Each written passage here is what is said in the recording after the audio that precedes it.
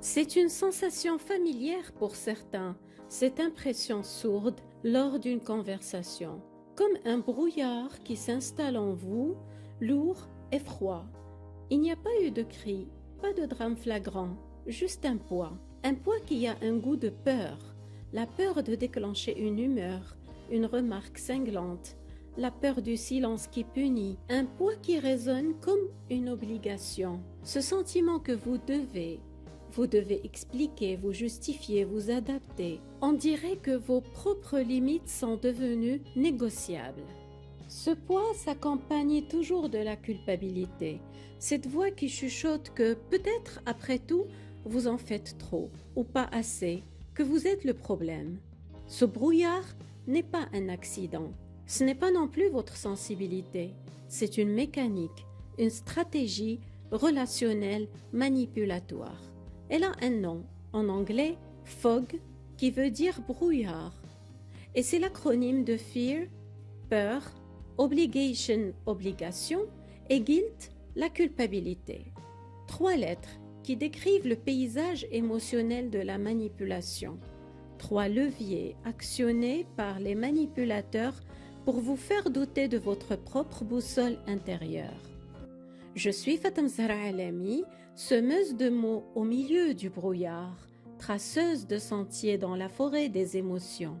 Aujourd'hui, nous plongeons dans la cartographie de ce brouillard pour apprendre à en reconnaître chaque particule, chaque variation de lumière trompeuse pour cesser de vous y perdre et commencer à vous en extraire.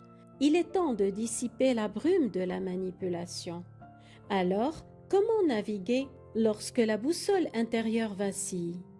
Comment retrouver son nord lorsque chaque émotion semble prise dans cette brume? La clé ne réside pas dans une bataille frontale, mais dans une cartographie patiente, dans l'art subtil de nommer l'indicible pour lui retirer son pouvoir. Nous allons cartographier les contours de cette impression sourde, ce brouillard qui s'installe en vous et nous armer de lanternes. Parce que pour chaque particule de ce fog, il existe une réponse, une façon de se réancrer dans sa propre réalité pour ne plus se laisser manipuler.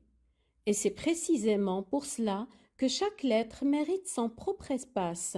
Alors, nous consacrons cet épisode à la première particule, la plus insidieuse, le F, comme fear, la peur.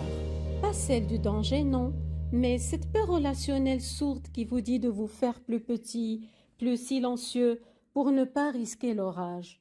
La peur est souvent l'outil de prédilection du manipulateur pour maintenir son contrôle. Il utilise rarement une peur directe. Il insinue. Alors la première étape est d'identifier le type de peur invoquée. Cette peur arrive en silence. Elle chuchote. Ne dis pas cela. Tu sais comment il est. Ou encore, c'est plus simple de céder, évitant les vagues. C'est la peur de sa colère, la peur de son silence qui glace, la peur de son regard qui dévalue, parfois même la peur de perdre une personne qui pourtant nous fait du mal.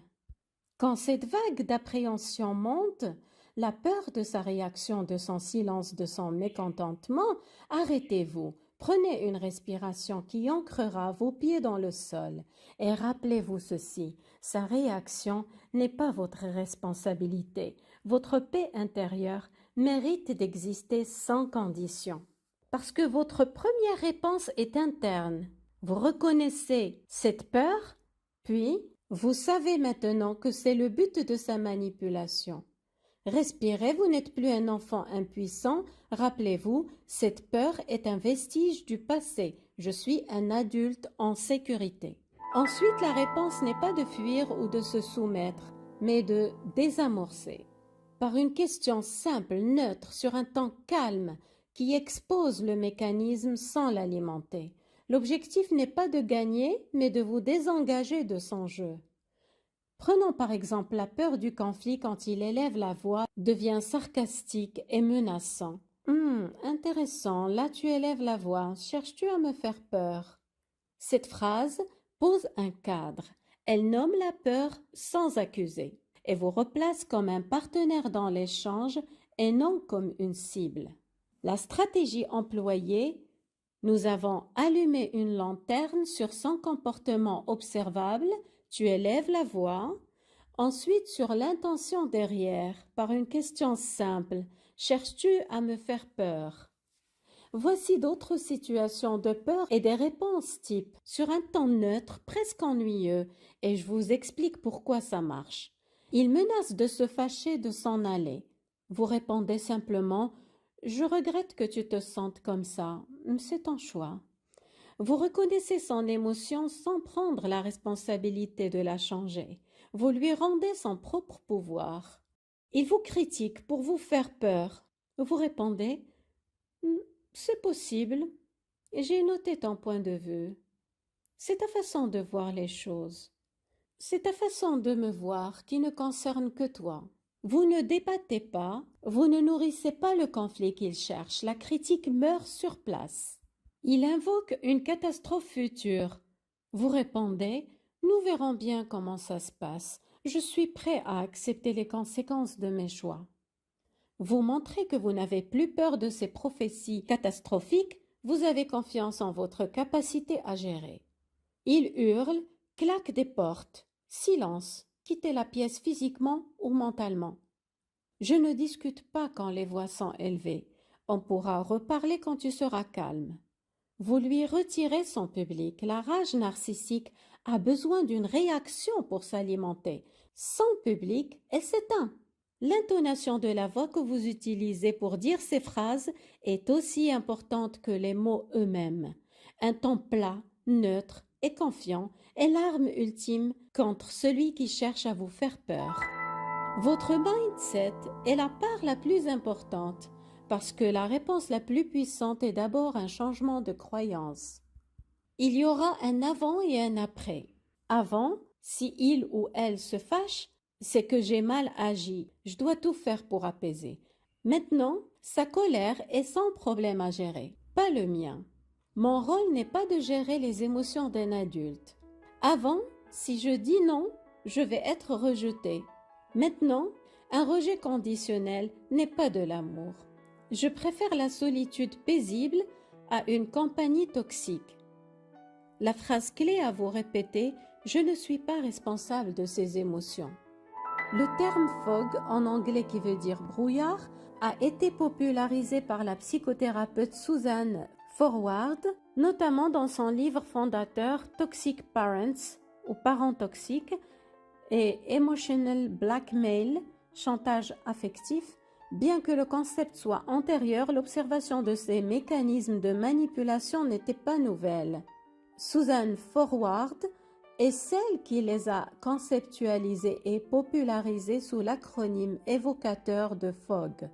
Elle en a fait un outil central pour décrire le brouillard émotionnel dans lequel les manipulateurs maintiennent leurs victimes. Rappelez-vous que répondre à la peur par la soumission, c'est comme jeter de l'huile sur un feu. Cela ne fait que l'alimenter. En revanche, y répondre par une neutralité calme, c'est comme retirer l'oxygène des flammes. La peur, peu à peu, s'éteint d'elle-même. Vous n'êtes pas responsable de la réaction émotionnelle d'un manipulateur. Vous êtes responsable de votre paix. Choisissez donc la paix. Vous méritez de vivre sans peur. Et c'est précisément cette peur qui rend l'obligation si lourde à porter. Parce que lorsque la peur s'installe, nos « je veux » se transforment lentement en « je dois ». Je dois être plus prudent, je dois anticiper ses humeurs, je dois doser mes mots, je dois faire passer ses besoins avant les miens pour obtenir une trêve, un semblant de paix. Cette obligation n'est pas choisie, elle est imposée par un système où votre tranquillité d'esprit dépend du bon vouloir de l'autre. C'est un contrat que vous n'avez pas signé, mais dont vous payez chaque jour les clauses invisibles.